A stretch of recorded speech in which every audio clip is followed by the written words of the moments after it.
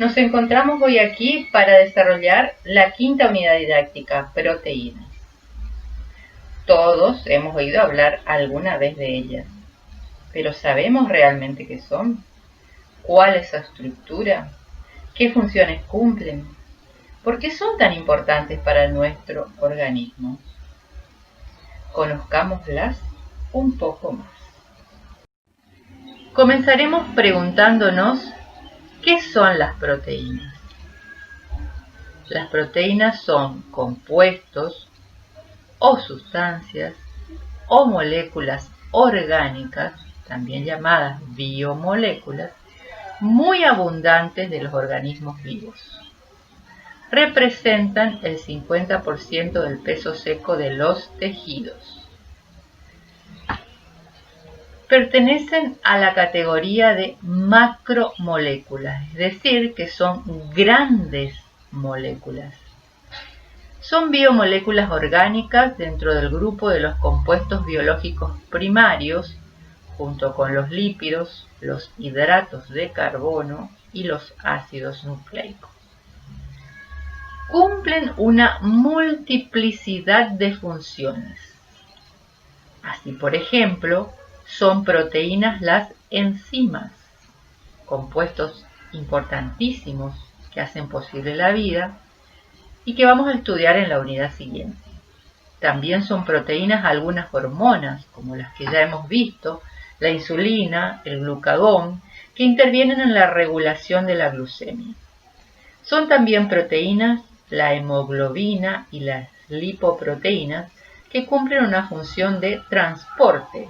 En el caso de la hemoglobina, el transporte de oxígeno, y en el caso de las lipoproteínas, como ya lo hemos visto en la unidad anterior, transporte de triacilglicéridos y colesterol. Son también proteínas los receptores celulares,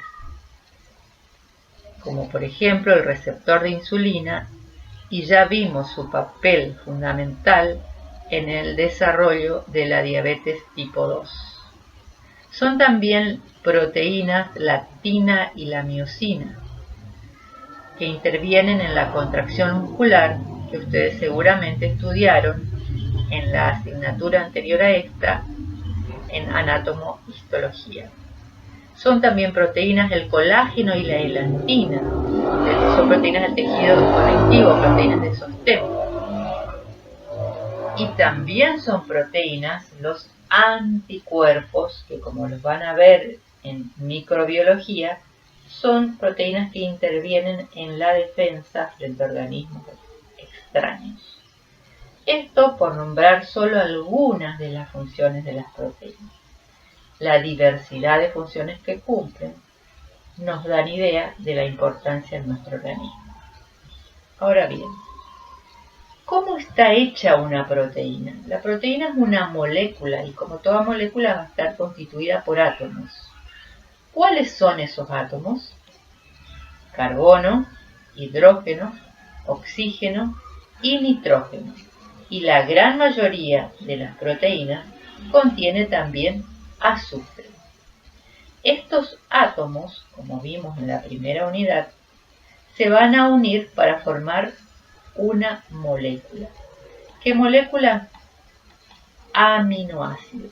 Entonces, y estos aminoácidos son la unidad estructural de las proteínas. Es decir, que estos aminoácidos se van a unir para formar una proteína. Si suponemos, con imaginación por supuesto, que cada uno de estos círculos representa un aminoácido, aquí tendríamos una cadena de aminoácidos que constituye la proteína. O sea que la proteína es un polímero de aminoácidos, es decir, que está constituido por muchos aminoácidos. Poli significa mucho y mero significa partes. Por eso decimos que la proteína es un polímero de aminoácidos porque tiene muchas partes y esas partes son los aminoácidos. Entonces recordemos, las proteínas son biomoléculas, también son macromoléculas y a la vez puedo decir que son polímeros de aminoácidos, porque están constituidos por la unión de muchos aminoácidos. Hemos dicho entonces que los aminoácidos son la unidad estructural de las proteínas, es decir, los ladrillos de construcción con los que se fabrica o sintetiza una proteína. Las partes que componen una proteína se llaman aminoácidos. Entonces cabría la pregunta de ¿qué es un aminoácido? Y un aminoácido es una molécula, un compuesto o sustancia que contiene un grupo carboxilo. El grupo carboxilo que era el mismo que estaba presente en los ácidos grasos y que describimos cuando hablamos de la unidad 4 de este tipo de compuestos. Pero el aminoácido, además del grupo carboxilo, contiene otro grupo funcional llamado grupo amino y una cadena lateral de ácido. Miremos esta fórmula general de un aminoácido. Fíjense, aquí tenemos el grupo carboxilo, ¿lo recuerdan? Era el carbono unido por una doble ligadura a un oxígeno y por una ligadura simple a un oxidrilo. En el aminoácido está presente el grupo carboxilo, pero dijimos que también teníamos lo que llamábamos un grupo amino. Y ese grupo amino está siempre ubicado en el carbono que está unido al grupo carboxilo, y ese carbono se llama carbono alfa. Entonces nuestros aminoácidos son alfa aminoácidos. Y en ese mismo carbono tenemos la cadena lateral R, que va a ser distinta para cada uno de los aminoácidos que forman parte de nuestras proteínas. Entonces, un grupo amino, un grupo carboxilo y la cadena lateral R son los grupos que caracterizan a los aminoácidos. Aquí tenemos otra forma de representar al mismo aminoácido, a una molécula de aminoácidos. Fíjense. Aquí está el grupo carboxilo, el carbono unido por doble ligadura al oxígeno y por ligadura simple al oxidrilo. El grupo amino, nitrógeno, hidrógeno 2 y la cadena lateral R. Ambas son las fórmulas generales de un aminoácido. Y vamos a poner aquí la fórmula de la alanina, que es un aminoácido en especial de los 20 distintos que tenemos nosotros en nuestro cuerpo. Fíjense, vamos a utilizar la representación de bolillas y palos y bolillas, digamos. Aquí este es el grupo carboxilo, fíjense en negro, la bolilla negra representa el átomo de carbono. Este aminoácido tiene 3 carbonos, acá hay uno, este es el segundo carbono, y en el carbono del extremo está ubicado el grupo carboxilo, doble ligadura oxígeno, ligadura simple oxidrilo. En el carbono adyacente al carboxilo, o sea este, que sería el carbono alfa, está ubicado el grupo amino. Y en el caso de la alanina, la cadena lateral R sería carbono hidrógeno 3. Entonces, estas son formas diferentes de representar a los aminoácidos. Entonces, estos aminoácidos que se caracterizan por contener un grupo amino y un grupo carboxilo en su molécula, van a formar parte de nuestras proteínas. ¿Cuántos aminoácidos distintos forman nuestras proteínas? Pues tenemos 20 tipos diferentes de aminoácidos para construir o sintetizar las proteínas. Bien, nuestro cuerpo puede sintetizar algunos, más específicamente en el hígado se sintetizan, por ejemplo, el ácido aspartico, que es un aminoácido importante, el ácido glutámico, alanina, asparagina, cisteína, glicina, glutamina, prolina, serina y tirosina.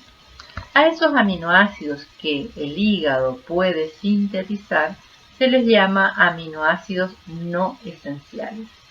Pero hay algunos de esos 20 que no se pueden sintetizar y necesariamente deben ingresar al cuerpo con la dieta. esos aminoácidos reciben el nombre de aminoácidos esenciales o indispensables. Y recordemos cuáles son: fenilalanina, isoleucina, leucina, lisina, metionina, treonina, triptófano y valina. Existen dos que son la arginina y la histidina, que si bien el hígado las puede sintetizar, en caso de embarazo, lactancia y niños en crecimiento, la velocidad con que sintetiza el hígado no es suficiente para suplir las necesidades nutricionales, y en esos casos estos dos aminoácidos se transforman en esenciales. Bien. Una cosa interesante es que en general, no en todos los casos, pero en general, el nombre de los aminoácidos termina en -ina. Es un detalle para recordar sus nombres. Siempre hay excepciones a la regla. Hemos dicho que los aminoácidos pueden unirse para formar péptidos. Cuando se unen dos aminoácidos, se forma una nueva molécula llamada dipéptido. Esquemáticamente sería lo siguiente. Con imaginación, suponemos que esta primer bola azul es un aminoácido y esta otra de color lila es otra. Entonces, cuando el aminoácido 1 se une al aminoácido 2, se produce una reacción química, representada por la flecha, para formar un dipéptido. Los dos aminoácidos están unidos. De igual manera, pueden unirse tres aminoácidos y lo que se forma es un tripéptido, o unirse 4 y tenemos un tetrapéptido. Si se unieran 5 aminoácidos tenemos un pentapéptido, 6 hexapéptido y así sucesivamente.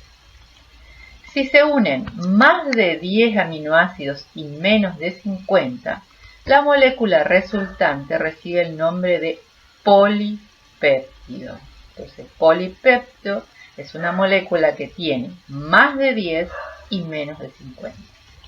Y si tuviera más de 50, recibe el nombre de proteína.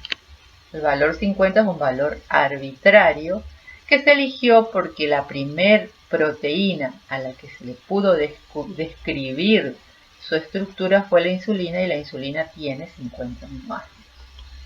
En este esquema, en el que cada una de las pelotitas representa un aminoácido, si contáramos la cantidad de pelotitas, veríamos que tiene 33, o sea que es una cadena con 33 aminoácidos, por lo tanto es un polipéptido.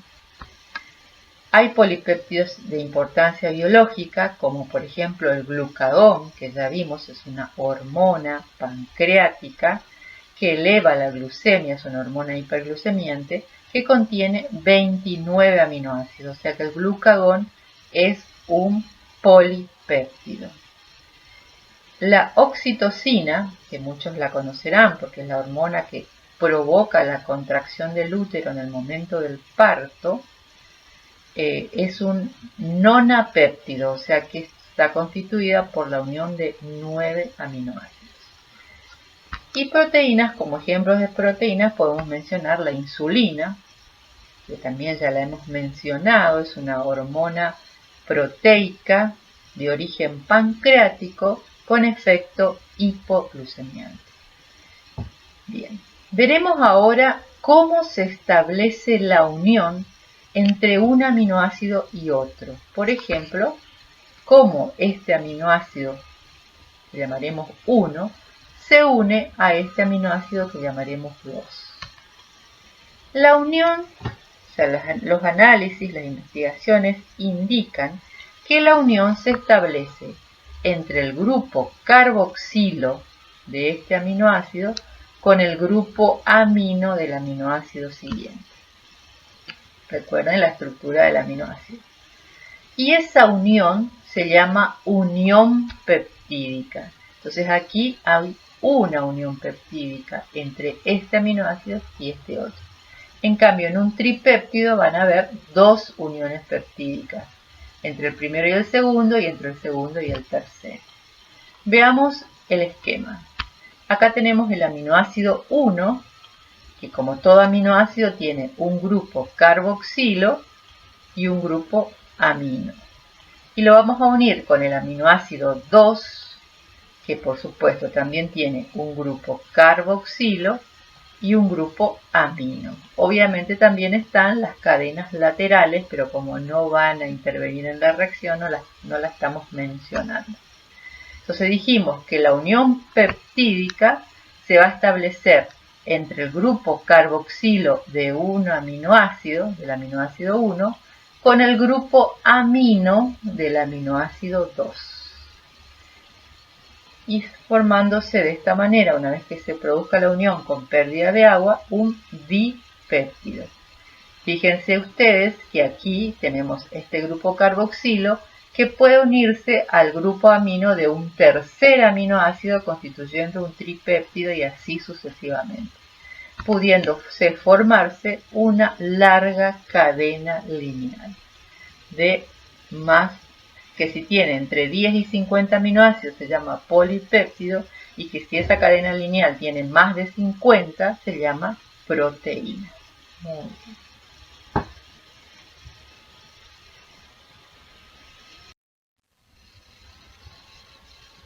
Las proteínas, como hemos dicho, están formadas por la unión de más de 50 aminoácidos.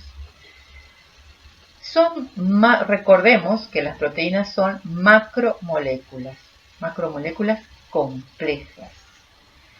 Y también es sabido que la forma de una proteína está estrechamente relacionada con su función, de lo que se deduce que poder describir la forma que tiene una proteína es de vital importancia.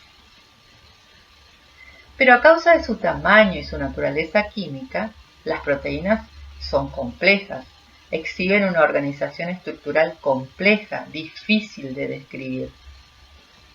Es por ello que para describir una proteína, se utilizan los llamados niveles de organización de las proteínas. Veamos de qué se trata esto.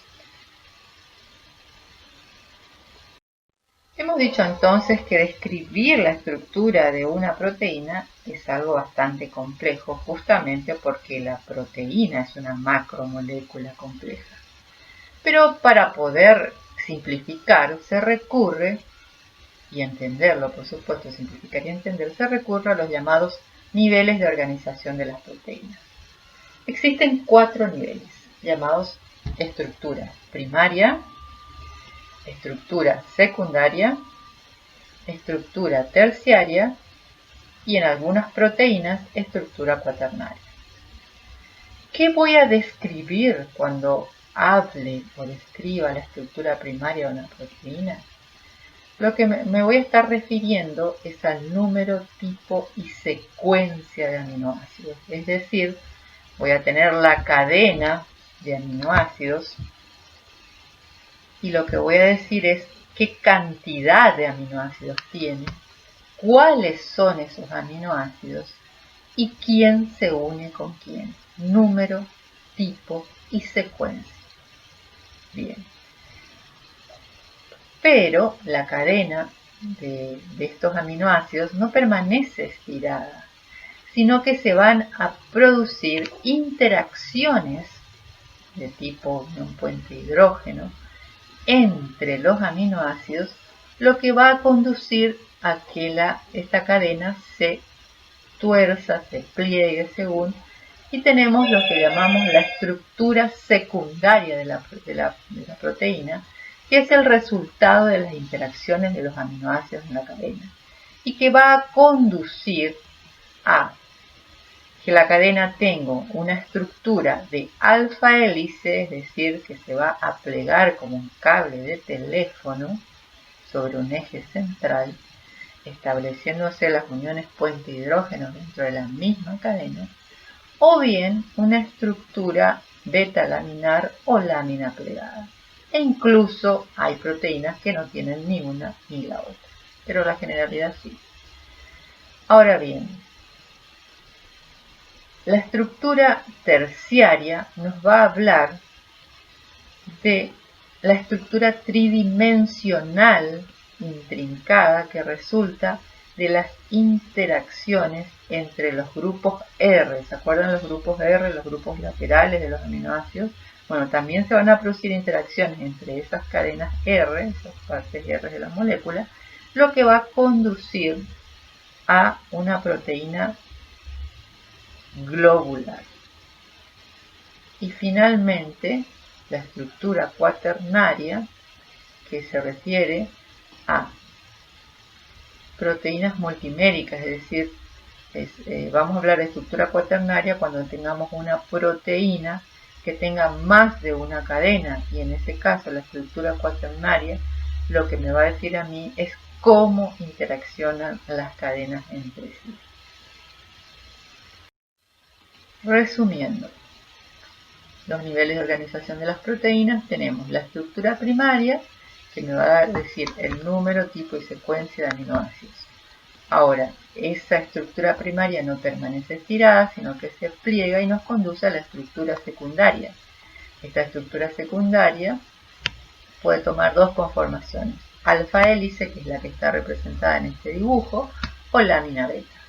Ahora bien, esta alfa hélice se va a volver a plegar para que tengamos la estructura terciaria o estructura tridimensional de una proteína globular. Y si la proteína tuviera más de una cadena, que es el caso de la mayoría de las proteínas, vamos a hablar de la estructura cuaternaria, es decir, vamos a hablar de cómo interaccionan las cadenas de aminoácidos entre sí.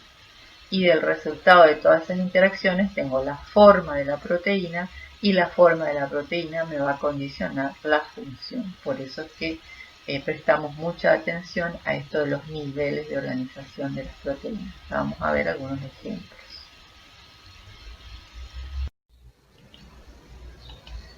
¿Qué pasó?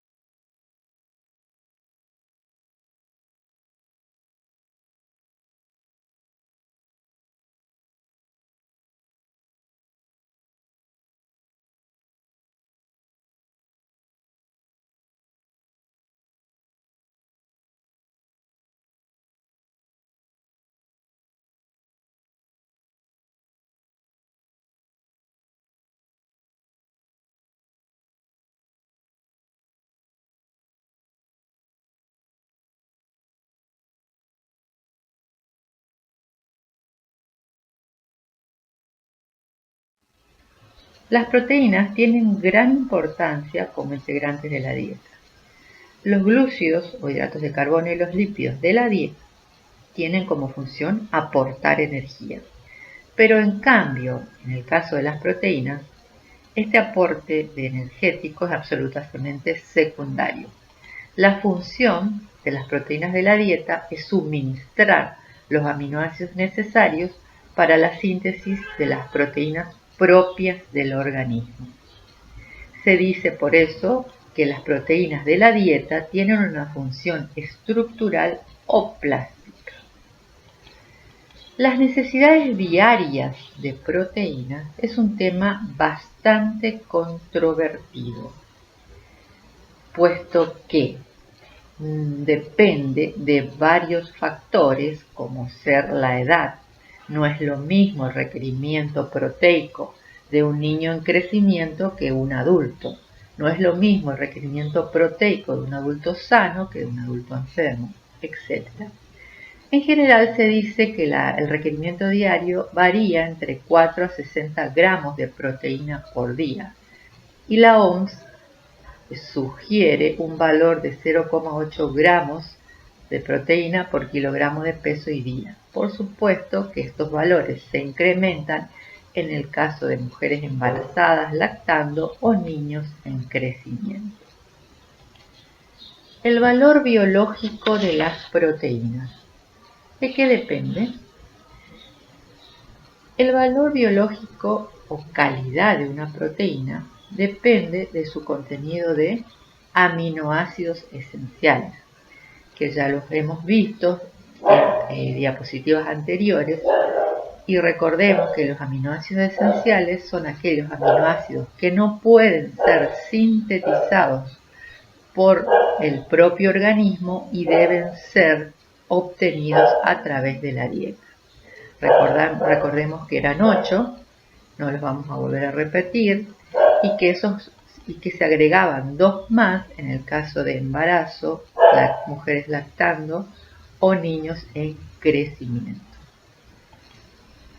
¿Cuál es la recomendación? ¿Proteínas de origen animal o vegetal? ¿Cuáles son las que tienen mayor valor biológico?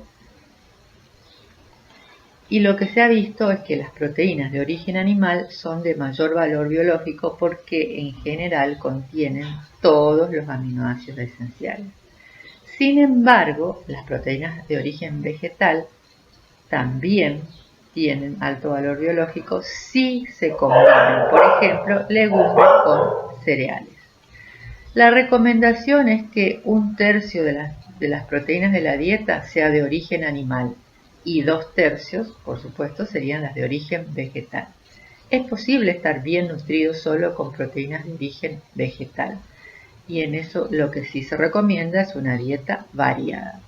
Y en estos casos en los que la persona sea vegetariana o vegana, lo que se debe controlar es la deficiencia de algunas vitaminas como la B12 o de minerales como el hierro. El colágeno es una proteína fibrosa. Sin colágeno nuestros huesos serían quebradizos. Un roce rompería nuestra piel y nuestro corazón no podría bombear sangre sin explotar. No es por nada que el colágeno es la proteína más común del reino animal y también es la proteína más abundante del cuerpo humano. El 25% de las proteínas que tenemos son colágeno. Es producida por todos los fibroblastos, que como ustedes saben, son células que se encuentran en varios tipos de tejido conjuntivo. También producen colágeno las células epiteliales y las del músculo liso, entre otras. Conforman una familia de proteínas fibrosas que solo están presentes en las matrices extracelulares del reino animal y se distinguen por su gran resistencia a la tensión. Se estima que una fibra de colágeno de 1 milímetro de diámetro, pequeñísima, es capaz de mantener suspendido un peso de 10 kilogramos sin romperse. La estructura primaria del colágeno es muy singular. Posee una elevada proporción de glicina y prolina, mientras que el triptófano y la cisteína son prácticamente inexistentes. Una molécula de colágeno consiste en una cadena de 3 proteínas, una envuelta alrededor de la otra. Esta molécula está constituida por 3 cadenas llamadas cadenas alfa, que se van a unir para formar la triple hélice o trímero que recibe el nombre de tropocolágeno. Entonces, tenemos las cadenas de aminoácidos, que son las cadenas alfa, que como hemos dicho, son cadenas muy ricas en los aminoácidos glicina y prolina, que se van a unir 3 cadenas para formar una molécula de tropocolágeno. Cadenas de tropocolágeno se van a unir para formar microfibrillas. Microfibrillas se van a unir para formar la fibrilla, la que constituirá finalmente la fibra de colágeno. El colágeno se mezcla con una amplia gama de sustancias y esto permite dar a cada tejido específico en que estas fibras de colágeno intervienen propiedades únicas. Por ejemplo, el hueso, que contiene una mezcla de cristales de calcio y colágeno, lo que le da la dureza que tiene el hueso y que constituye el esqueleto de los seres humanos. Mucho del deterioro que se produce con la edad es debido, lamentablemente, a la disminución de la cantidad y calidad del colágeno en los diversos tejidos. Así, por ejemplo, a medida que envejecemos, cambia la tersura de la piel y ésta se resquebraja, lo que se debe a que las fibras de colágeno se debilitan y se acortan como los resortes de un viejo colchón. Otra proteína de interés es la hemoglobina. La hemoglobina es una proteína globular. Es decir, que si la puedo agrandar muchísimas veces, lo que voy a ver es que esta proteína tiene forma de globo o pelota. Aquí un esquema de la hemoglobina. La hemoglobina, que es esto que está aquí en colores, se encuentra dentro de los glóbulos rojos. Los glóbulos rojos son rojos porque contienen hemoglobina, porque es la hemoglobina la que tiene ese color. La hemoglobina es una proteína tetramérica.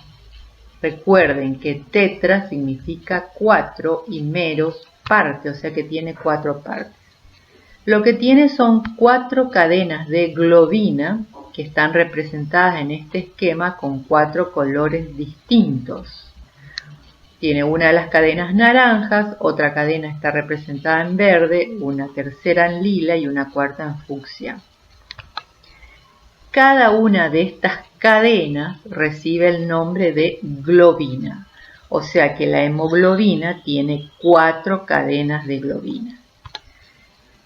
Cada cadena de globina tiene un grupo hem o hemo. Aquí vemos uno, aquí está el otro, el tercero y el cuarto. O sea que cada molécula de hemoglobina tiene 4 cadenas de globina y 4 grupos hem. Este grupo hem es fundamental en la función de la hemoglobina. Las funciones de la hemoglobina son: una, y fundamentalmente la más importante, transportar oxígeno desde los pulmones a los tejidos. El oxígeno coordina con este grupo hem, o sea, este grupo es el encargado de coordinar o atrapar al oxígeno y llevarlo desde los pulmones hacia los tejidos, donde los entrega, ya vamos a ver en el tema 9 para qué. Otra función importante de la hemoglobina es transportar el dióxido de carbono desde los tejidos a los pulmones, o sea, en sentido contrario. También actúa como buffer o amortiguador químico, tal como lo señalamos en la unidad didáctica número 2. Y la última y no tan importante función es darle el color rojo a la sangre.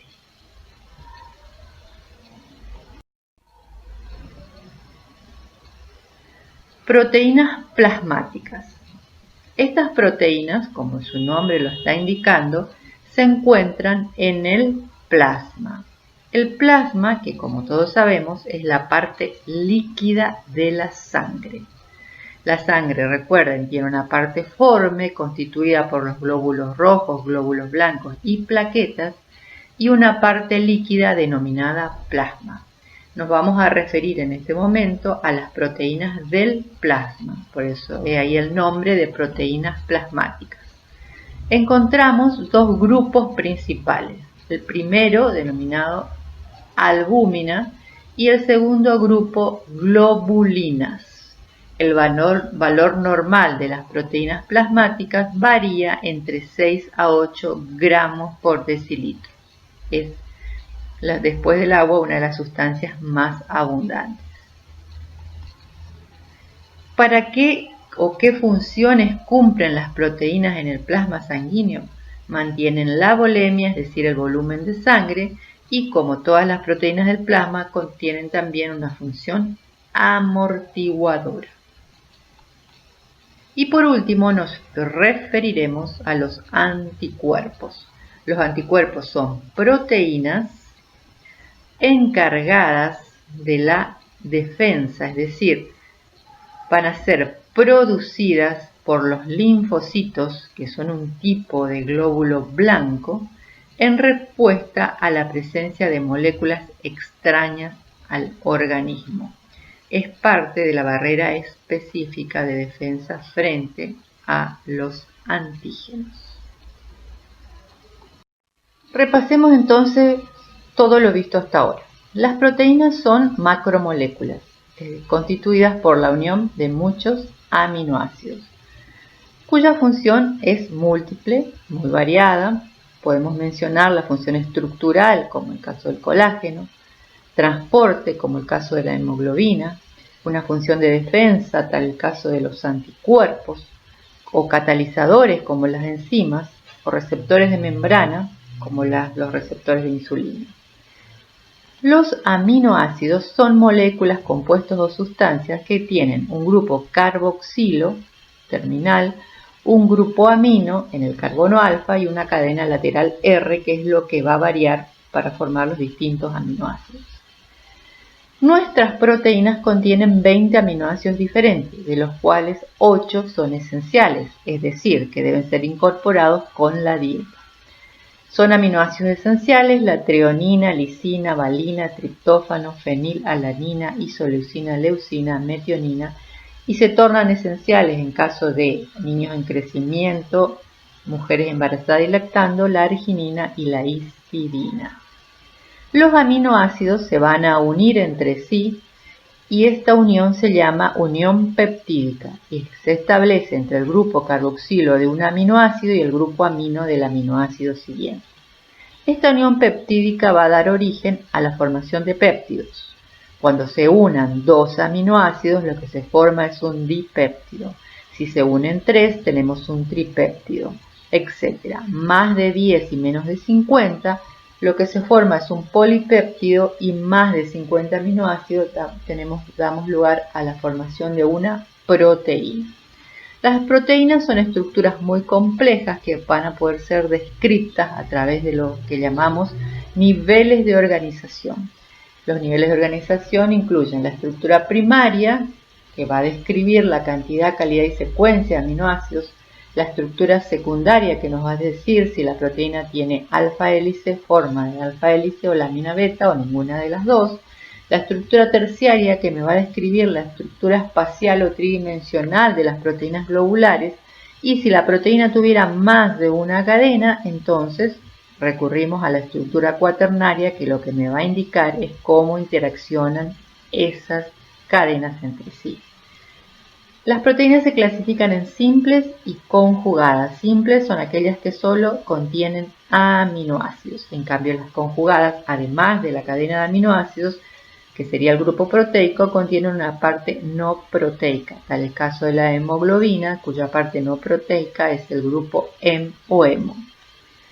Las proteínas. Las necesidades diarias, no todos se han puesto de acuerdo en cuál es la cantidad, pero está consensuada relativamente entre 40 a 60 gramos de proteína por día. La pregunta entre proteínas de origen vegetal o animal, lo que se sabe es que las de mayor valor biológico, es decir, las que tienen mayor contenido de aminoácidos esenciales, son las de origen animal, pero una dieta adecuada debe contener ambas. Mencionamos dentro de las proteínas a la hemoglobina, que es una proteína tetramérica que contiene 4 cadenas de globina más 4 grupos M o M, cuya función principal es transportar el oxígeno en la sangre desde los pulmones a los tejidos. También mencionaremos al colágeno, que el colágeno es una proteína muy especial, una proteína de sostén. Está constituida por 3 cadenas alfa que se unen para formar el tropocolágeno, que es la molécula de colágeno propiamente dicha, que se unirán para formar microfibrillas, que se unirán entre sí para formar fibrillas, que se unirán entre sí para formar finalmente la fibra de colágeno. Es la proteína más abundante del cuerpo, forma parte de los huesos, de distintos tejidos conjuntivos, etc.